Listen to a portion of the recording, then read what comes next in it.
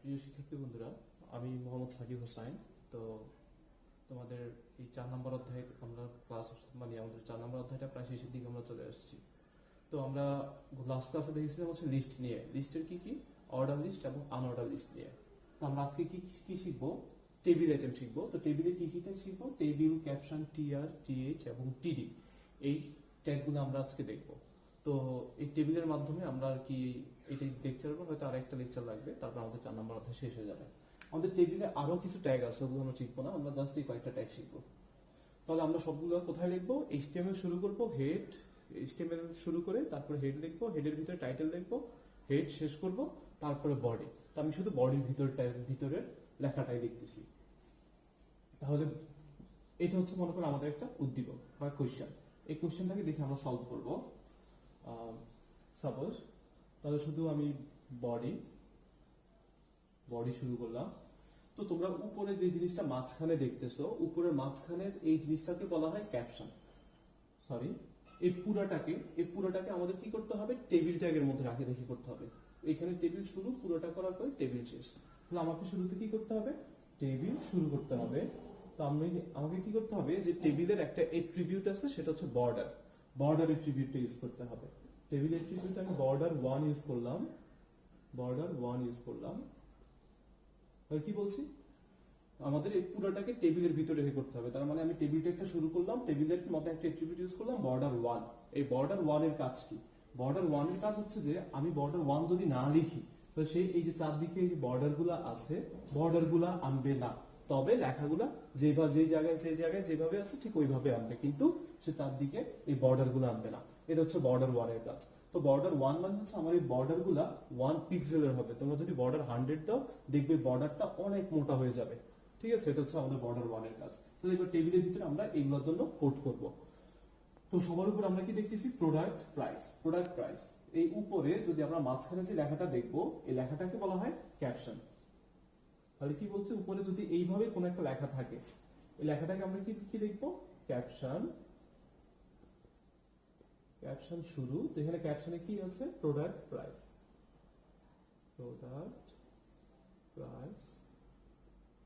তারপরে ক্যাপশন শেষ। তো আমরা ক্যাপশনে যে লেখাটা লিখবো, ওই লেখাটা কি করবে? যে টেবিলটার উপরে মাঝখানের দিকে এইভাবে নিয়ে আসবে। তাহলে আমরা ক্যাপশন বুঝতে পারছি। এইবার চলে আসি আমরা এই জায়গাটাতে। এখানে দেখো, এই পুরোটা হচ্ছে একটা রো। এই রো এর ভিতরে এইটা একটা ডেটা। তো এই টিআর ট্যাগ মানে হচ্ছে টেবিল রো। আর এখানে যে টিএইচ এবং টিডি, এই দুইটার কাজ প্রায় একই, শুধু একটু পার্থক্য আছে। টিএইচ বা টিডির কাজ কি? দুইটা কাজ হচ্ছে একটা সেল তৈরি করা। তাহলে তোমরা এখানে দেখতেছো যে এই পুরো একটা রোতে কয়টা সেল আছে? 2টা সেল আছে। একটা হচ্ছে এইটা আর একটা হচ্ছে এইটা। তাহলে আমাদের পুরো রোতে একটা সেল, 2টা সেল। ঠিক আছে, তাহলে আমাদের কি করতে হবে? টিআর ইউজ করতে হবে। এই পুরো রোতে 2টা সেল। আর আমরা কি জানি যে একটা সেল কোন ট্যাগের মাধ্যমে তৈরি করা হয়? টিএইচ বা টিডি দুইটার কাজ হচ্ছে একটা সেল তৈরি করা, শুধু তাদের মধ্যে একটু পার্থক্য আছে। টিএইচ মানে হচ্ছে টেবিল হেড। তো আমরা টেবিল হেডের মধ্যে যে লেখাটা লিখবো, ওই লেখাটা কি হবে? যে মাঝখানে নিয়ে আসবে এবং বোল্ড করে ফেলবে। এগুলো আমরা প্র্যাকটিক্যালি ভালো মতো দেখবো। তো কি বলছি? টিএইচ এর মধ্যে আমরা যে লেখাগুলো লিখবো, ওই লেখাটা সে কি করবে? মাঝখানে নিয়ে আসবে এবং বোল্ড করে দিবে। যেমন এখানে পি নেম, এই লেখাটা মাঝখানে আছে, তো আমরা ধরে নিই এটা বোল্ডও আছে। এটা হচ্ছে একটা টিএইচ। তারপর প্রাইস, এটা হচ্ছে এক ধরনের টেবিল হেড। তো এই দুইটাকে আমরা কি করব? টিএইচ এর মধ্যে লিখবো। তাহলে আমরা কি দেখলাম? এই পুরো রো এর মধ্যে 2টা টিএইচ।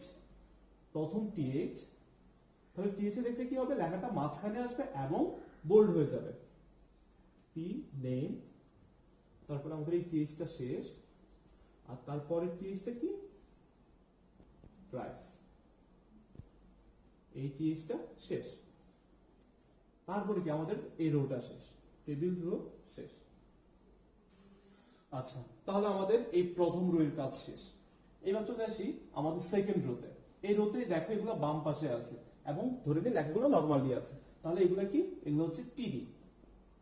টিআর এর ভিতরে এই পুরো রোতে এইটা একটা টিডি। তাহলে আমরা বুঝতে পেরেছি নিশ্চয়ই যে টিএইচ এবং টিডির মধ্যে পার্থক্য কি। টিএইচ লিখলে টিএইচ এর মধ্যে যে কোনো লেখা লিখলে লেখাটা বোল্ড হয়ে যাবে এবং মাঝখানে নিয়ে যাবে। আর টিডির মধ্যে যদি কোনো লেখা লিখি ওই লেখাটা নর্মাল দিয়ে আসবে, বাম পাশ থেকে শুরু হবে। তাহলে টিডি পটেটো, পরের টিডি হচ্ছে 20, টিডি শেষ। তারপরে আমাদের এই রোটাও শেষ, এই রোটাও শেষ। এইগুলো আমাদের সেকেন্ড রো। এবার চলে আসি থার্ড রোতে। থার্ড রো ঠিক সেম, যে টেবিল রো শুরু, এই রো এর মধ্যে দুইটা টিডি, একটা টিডি চিলি। আমাদের এই টপিকসটা একটু সোজা, টিডি শেষ। আমাদের টেবিলটা খুবই ইম্পর্টেন্ট টপিক, খুবই ইম্পর্টেন্ট, এটা বোর্ডে অনেকবার আসছে। 100 টিডি শেষ। তারপরে আমাদের টেবিল রো শেষ। এই রোটা আমরা এখানে শেষ করছি। তাহলে এখন আমাদের কোনটা ক্লোজ করতে হবে? আমাদের এই টেবিলটা আমরা এখনো শেষ করিনি, তাহলে আমাদের কি করতে হবে? টেবিল শেষ করতে হবে। তারপরে কোনটা শেষ করতে হবে? বডি শেষ করতে হবে। তারপর আমাদের HTML শেষ করতে হবে। আচ্ছা, তো এটা হচ্ছে আমাদের টেবিল সংক্রান্ত জিনিসগুলো। তো এবার দেখি, আমরা সবাই নিশ্চয়ই টেবিলটা বুঝতে পেরেছি।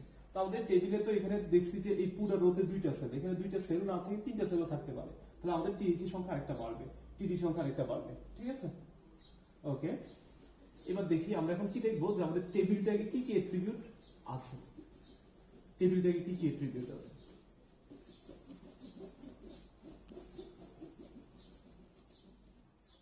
আমাদের টেবিল ট্যাগের অ্যাট্রিবিউট আমরা তো নরমালি দেখছি যে টেবিল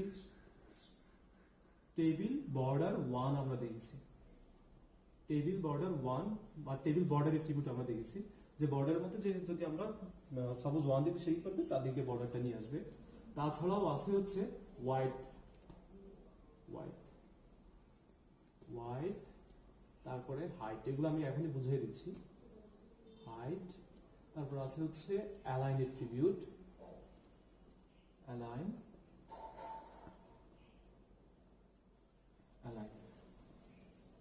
তারপরে আছে হচ্ছে বিজি কালার,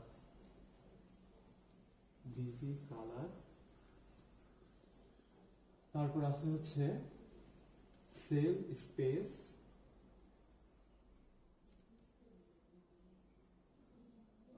সেল স্পেসিং,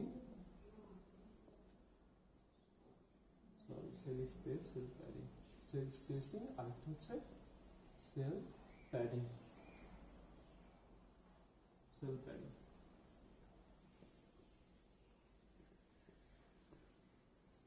তো আমাদের টেবিলটাকে টোটাল এতগুলো অ্যাট্রিবিউট আছে। আমাদের শুধুমাত্র যখন আমরা কোশ্চেনগুলো অ্যান্সার করব, কোশ্চেনগুলো অ্যান্সার করার ক্ষেত্রে আমরা শুধুমাত্র টেবিল বর্ডার 1 ইউজ করব, আর বাকিগুলো আমরা শুধু এমসিকিউর জন্য শিখব। ঠিক আছে, যে এমসিকিউ তে এখানে বহুপদী সমাপ্তি সূচকে আসতে পারে যে নিচের কোনগুলা টেবিল ট্যাগের অ্যাট্রিবিউট। তাহলে আমাদের টেবিল ট্যাগের অ্যাট্রিবিউট আমরা এগুলা দেখব। তো এখানে হোয়াইট এর কাজ কি? তোমরা নিশ্চয়ই একটা টেবিল দেখছো, যে একটা টেবিল দেখতে এরকম দেখা যায়, তো এই যে একটা সেলের মানে কতটুকু হোয়াইট হবে, এটা হচ্ছে মূলত আমাদের হোয়াইট অ্যাট্রিবিউটের কাজ। অর্থাৎ আমি এখানে যদি 200 পিক্সেল যদি নিয়ে এখানে লিখি, তাহলে সে কি করবে? লেখার জন্য সে নির্ধারিত জায়গা রেখে তার বাইরেও সে 200 পিক্সেল জায়গা সে দখল করবে। ঠিক আছে, সে এইদিকে মানে সে কি করবে? এই সাইডে আরো খালি জায়গাটা আরো 200 পিক্সেল সে বড় করবে। তারপর হাইট ধরে নিলাম আমি 100। হাইট মানে হচ্ছে কি? এই প্রত্যেকটা সেলের হাইট কতটুকু হবে। তো যদি 100 থাকে তাহলে 100 পিক্সেল। তারপরে অ্যালাইন অ্যাট্রিবিউটের কাজ হচ্ছে, আমরা তো এই টেবিলগুলো যখন আমরা রান করব তখন আমরা প্র্যাকটিক্যালি দেখব যে এগুলা ব্রাউজারের মধ্যে ওপেন হয়। তো ধরে নিই এটা হচ্ছে আমাদের ফায়ারফক্সের একটা ব্রাউজার। ঠিক আছে, তো আমার অ্যালাইন বাই ডিফল্ট অ্যালাইন থাকে লেফটে। কিসে থাকে? লেফটে থাকে। তো আমি অ্যালাইন যদি রাইট দিয়ে দেই, কি বলছে? অ্যালাইনটাকে যদি আমি রাইট দিয়ে দেই, তাহলে সেই টেবিলটাকে কি করবে? সে এই জায়গাটাতে সে স্থাপন করবে, তারপরে বিজি কালার রাইট অ্যালাইনের ভ্যালু কি আছে? লেফট আছে, রাইট আছে, সেন্টার আছে টেবিলের ক্ষেত্রে। তারপর বিজি কালার মানে হচ্ছে ব্যাকগ্রাউন্ড কালার। অর্থাৎ আমি ব্যাকগ্রাউন্ড কালারে সাপোজ যদি রেড দিয়ে দেই, সে কি করবে? পুরো টেবিলের কালারটাকে সে রেড বানায় ফেলবে, পুরো টেবিলের ব্যাকগ্রাউন্ডটাকে সে রেড বানায় ফেলবে। শুধুমাত্র এই বর্ডারগুলো কালো থাকবে, আর বাকি এগুলো যা আছে এগুলো সব রেড কালারের হয়ে যাবে।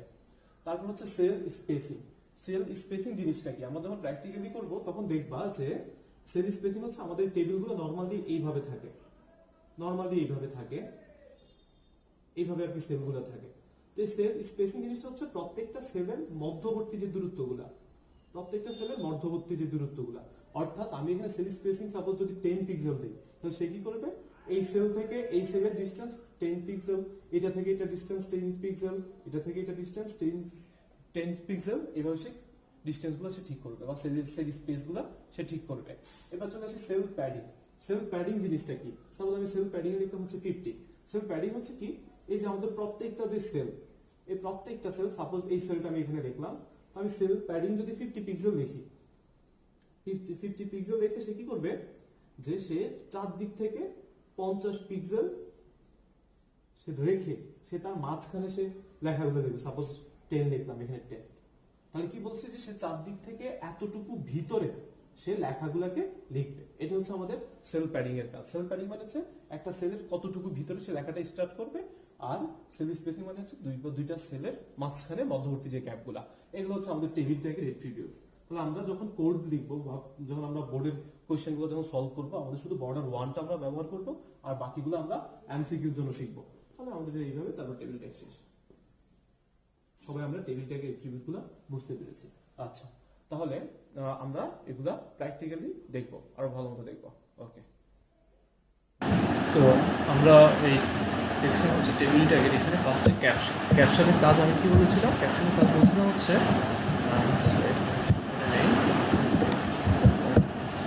দেখো ক্যাপশনের কাজ কি ছিল। ক্যাপশনের কাজ ছিল কি, এই যে প্রোডাক্ট কি বলছিলাম যে টেবিলের মাঝখানে, দুপুরের মাঝখানের এই লেখাটা প্রোডাক্ট প্রাইস, এটা হচ্ছে ছিল ক্যাপশনের কাজ। তারপর ক্যাপশনের মধ্যে প্রোডাক্ট প্রাইসটা লিখেছি। দেন টিআর এর মধ্যে দুইটা টিএইচ ছিল। প্রথম টিএইচ এ কিছু লিখছিলাম প্রোডাক্ট, পরটাতে লিখছিলাম প্রাইস। প্রোডাক্ট আর প্রাইস। দেখো আমি টিএইচ এর মধ্যে যে লেখাগুলো লিখছি, লেখাগুলো কিন্তু বোল্ড হয়ে গেছে, ঠিক আছে। লেখাগুলো বোল্ড এবং সেন্টারে চলে আসে হচ্ছে আমাদের টিএইচ এর কাজ। দেন টিআর এর মতো প্রথম টিডিতে লিখছি হচ্ছে পটেটো, পটেটো লিখছি 20, আর চিলি আর 100 পটেটোতে। তো দেখো যে পটেটো 20, আচ্ছা পরে টিআর এর মধ্যে দুইটা টিডি, চিলি আর 100, এইভাবে। দেন আমি তোমাদের সাথে আলোচনা করেছিলাম হচ্ছে টেবিলের আরও কিছু এট্রিবিউট নিয়ে, কি যেমন হোয়াইটকে সাপোজ আমি এখানে দিলাম 200। দেন হচ্ছে হাইট দিলে হচ্ছে কত দিলাম, সাপোজ 100, 300 দিলাম। দিলাম হচ্ছে অ্যালাইন, দিলাম হচ্ছে সেন্টার, দিলাম হচ্ছে দেখো অ্যালাইনের কারণে আমার পুরো টেবিলটা কিন্তু মাঝখানে চলে আসছে। আমি হাইট দিয়েছিলাম একটু মনে হয় 300 পিক্সেল, তো সেই করছে এগুলো লম্বায় 300, আর ওয়াইড দিয়েছিলাম হচ্ছে 400, তো সেই করছে সে সাইডের দিকেও সে বাড়িয়েছে, আর ওয়াইডটা সে বাড়িয়েছে। আচ্ছা, তাহলে আমরা হাইটার পাবো। এর এখানে আমরা আরও এট্রিবিউট কি রেখেছিলাম, সেটা হচ্ছে ভিজি কালার। ভিজি কালার মানে ছিল হচ্ছে ব্যাকগ্রাউন্ড কালার। ব্যাকগ্রাউন্ড কালার তোমাদের ভিজি কালার করে আমি শিখে নিই, চাই শিখে নিব। আমি তো এটাকে আসলে ডাউনলোড দিব না। ভিজি কালার কী কালার দিতে চাই, যাতে আমি ইয়েলো কালার দিতে চাই।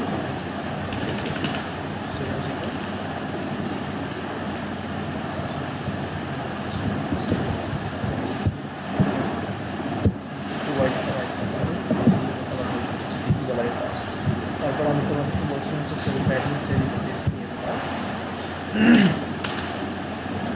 সেল প্যাডিংটাই দেখে আগে। সেল প্যাডিং হচ্ছে সাপোজ 300 পিক্সেল। 300 পিক্সেল দেওয়ার কারণে কি হয়েছে, সেগুলো অনেক বড় হয়ে গেছে। সে চারদিক থেকে সে এখান থেকে সে 300 পিক্সেল দিচ্ছে, উপর থেকে সে 300 পিক্সেল দিচ্ছে, ডান দিক থেকে সে 300 পিক্সেল দিচ্ছে, নিচ থেকে মানে সে চারদিক থেকে সে 300 পিক্সেল করে দেওয়ার কারণে সব উল্টাপাল্টা হয়ে গেছে। আচ্ছা, তাহলে আমি কি 50 পিক্সেল নেই, তাহলে দেখো একটা নাম্বার আছে, সেল স্পেসিং দেখো। সেল স্পেসিং দিলাম হচ্ছে 50 পিক্সেল। এইভাবে দেখো সেল প্যাডিং করে আছে, সেল স্পেসিং ইউজ করছি। দেখেন মাঝখানে যে গ্যাপটা, এই গ্যাপটা ছিল মূলত সেল স্পেসিং। সেল স্পেসিং কিন্তু সে 50 পিক্সেল দিয়ে আসছে, আর সে সেল প্যাডিং কতটুকু দিয়েছে, সে চারিদিকে কতটুকু জায়গা ছিল। এটা ছিল আর কি মূলত আমাদের এই টেবিল ট্যাগের এট্রিবিউটগুলো। আচ্ছা, তো আমরা শুধু পরীক্ষায় একটা খাতায় টেবিল বর্ডার 1টা ইউজ করবো, আরেকটাও ইউজ করবো না, এগুলো আমরা শুধুমাত্র এমসিকিউর জন্য এগুলো দেখে দিই। তো দেখো আমি যদি কোনো এট্রিবিউট অর্থাৎ বর্ডারও যদি ইউজ না করি, তাহলে ধরো সে কী করে, বর্ডারও যদি ইউজ না করি সেক্ষেত্রে সে লেখাগুলো তাহলে সে নাম্বার লেখাগুলো রাখবে, কিন্তু সে চার দিকে কোনো বর্ডার নিয়ে আসবে। আর যদি বর্ডার 1 ইউজ করি তাহলে সেই ক্ষেত্রে সে চার দিকে বর্ডারটা নিয়ে আসবে। এটা ছিল মূলত আমাদের বর্ডার।